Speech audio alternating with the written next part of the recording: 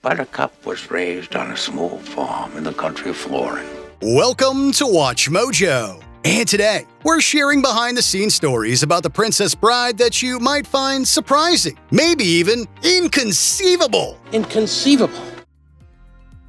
Number 10. Alternate casting choices. The Princess Bride almost beat twins to the punchline. At one point, considering Danny DeVito for Vizzini and Arnold Schwarzenegger for Fezzik. What did I do? Finish him. Finish him! Your way! Oh, good. My way. Thank you, Vizzini. Which was my way? When Schwarzenegger's name first came up, he wasn't an established star. By the time the film adaptation of William Goldman's book finally moved forward, Schwarzenegger's schedule was swamped. So the filmmakers went with André the Giant, who had always been Goldman's first choice. That's enough! That's enough! Where is this Rogan now? So I might kill him. He's with the prince in the castle. But the castle gate is guarded by 30 men. How many could you handle? I don't think more than 10. For Buttercup, Goldman envisioned Princess Leia herself, Carrie Fisher. Courtney Cox, Meg Ryan, Uma Thurman, Sean Young, Susie Amos, Alexandra Paul, and Whoopi Goldberg were in contention for the role that ultimately went to then newcomer Robin Wright. Boo! Boo! Why do you do this? Because you had love in your hands and you gave it up. But they would have killed Wesley if I hadn't done it. Christopher Reeve was once attached to potentially play Wesley. Ironically, Cary Elwes worked on the original Superman as an assistant to Marlon Brando. We'll never survive. Nonsense. You're only saying that because no one ever has. Number 9. This is Spinal Tap Easter Egg. Multiple creative figures attempted to adapt The Princess Bride before Rob Reiner threw his hat into the ring. Reiner was a fan of the book, which he had received from his father. And I said, they make movies out of books. And then I started thinking of all the books that I loved that I had read. After speaking with Reiner, William Goldman watched his feature directorial debut, This is Spinal Tap. What we do is if we need that extra push over the cliff, you know what we do? Put it up to 11. 11, exactly. One louder. Why don't you just make 10 louder and make 10 be the top number and make that a little louder? These go to 11. The 1984 mockumentary cracked Goldman up, giving Reiner his blessing. Since Spinal Tap helped him get the gig, it's only fitting that Reiner worked in a nod to that comedy. Among the various trinkets adorning the grandson's bedroom is the USS Oral Sea hat that Reiner wore in Spinal Tap. Okay. This Easter egg was included as a favor to Dire Straits member Mark Knopfler, who agreed to compose The Princess Bride if Reiner included a Spinal Tap reference. Money for nothing and your chicks for free. Number 8. Real fire in the fire swamp. The fire swamp sequence was shot on a soundstage with practical effects. This included the fire that gave the swamp its name. Well, now, that was an adventure. One shot required Buttercup's dress to be set ablaze before Wesley promptly extinguishes it. To avoid any hazards, Robin Wright's flame-retardant dress was given an extra layer of fireproof fabric. William Goldman didn't realize this when he showed up on set, interrupting the shoot because he thought the leading lady was on fire. I scream, her dress is on fire, totally destroying the shot.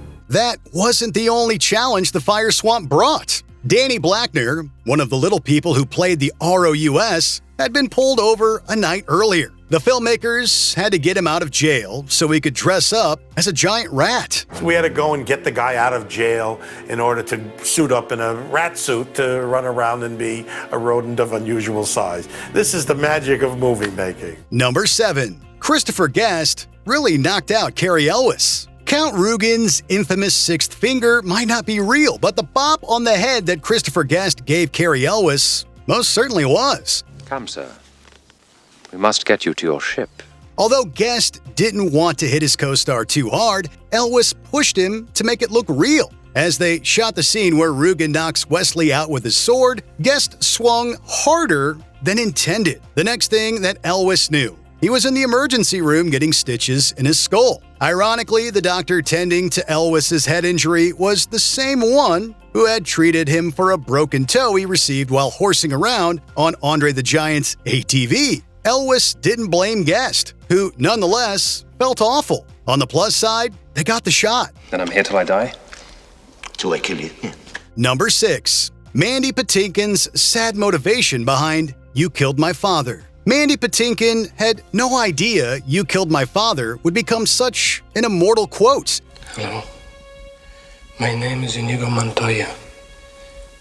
You killed my father. Prepare to die.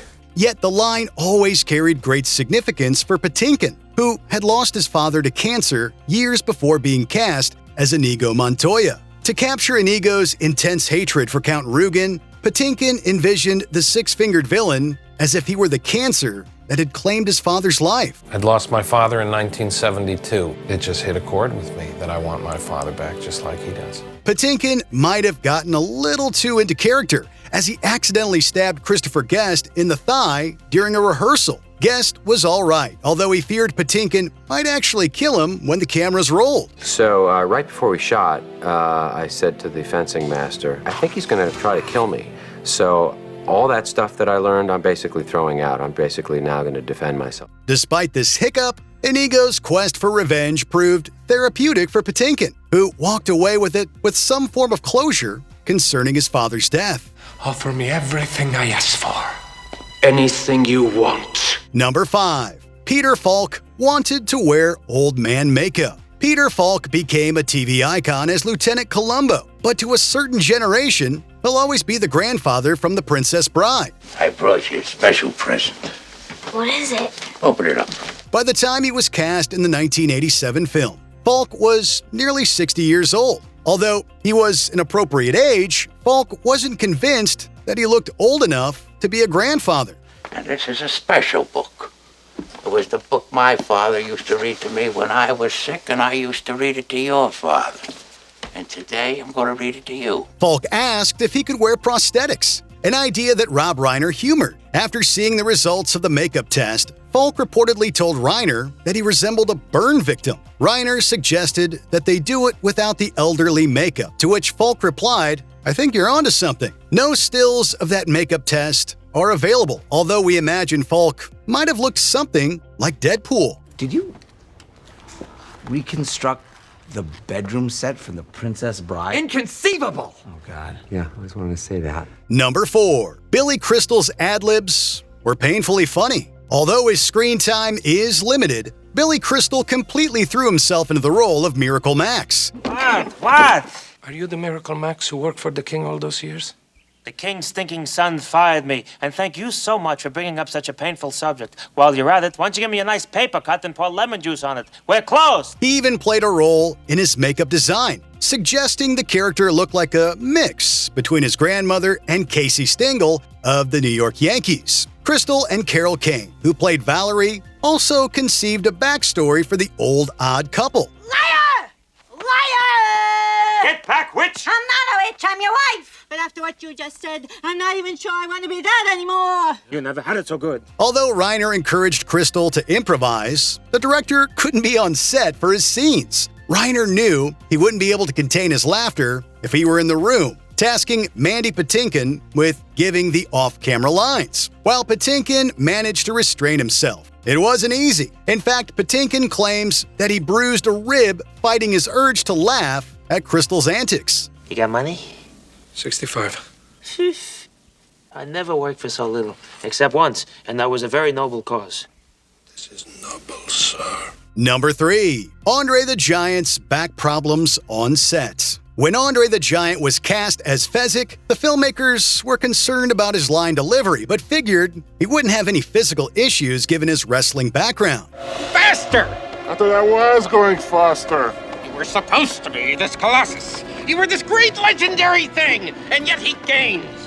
Well, I'm carrying 3 people, and he got only himself. Ironically, André's performance was spot on, but he couldn't do stunts because of a back surgery. As Fezzik faced off against Wesley, André required a stunt double for certain shots. For the close-ups where Wesley hangs from Fezzik's back, Elwes walked up a flight of unseen ramps. I just figured when you give me so much trouble. Why is that? do you think? In the end, when Buttercup leaps from her window into Fezzik's arms, Robin Wright needed to be suspended with cables. He couldn't even hold me. I had to be hooked up to cables when I'm supposed to fall into his arms, and 100 pounds, he couldn't. It killed him. To combat his horrible back pain, André often drank. How much? During the film's production, André stayed at a hotel where he accumulated a bar tab of roughly $40,000.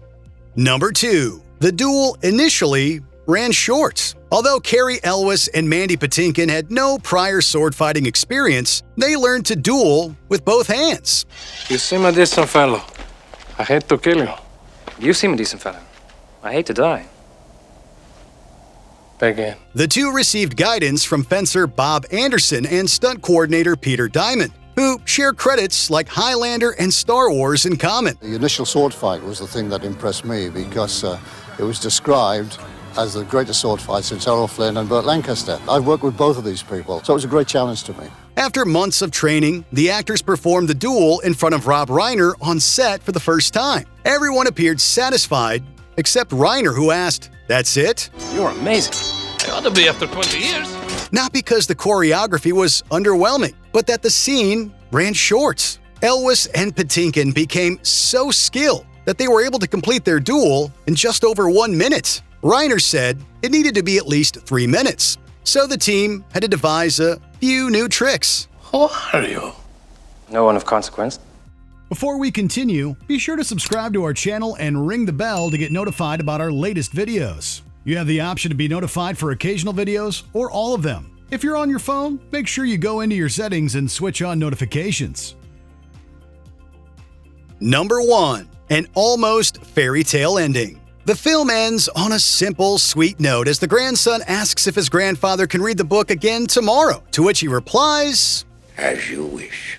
Originally, fantasy and reality would have clashed. The grandfather left the book with his grandson, who reads it himself. The grandson is then drawn to his window, where he sees 4 white horses with the heroes atop. Inigo, I saw the prince's tables, and there they were, 4 white horses. This ending was shot, although it wasn't easily executed. Since André was too heavy for a normal horse to carry, he had to be lowered onto the animal with a pulley system. While they pulled it off, Reiner felt this ending didn't work. We can't argue with the new ending that was written, but this deleted scene needs to see the light of day.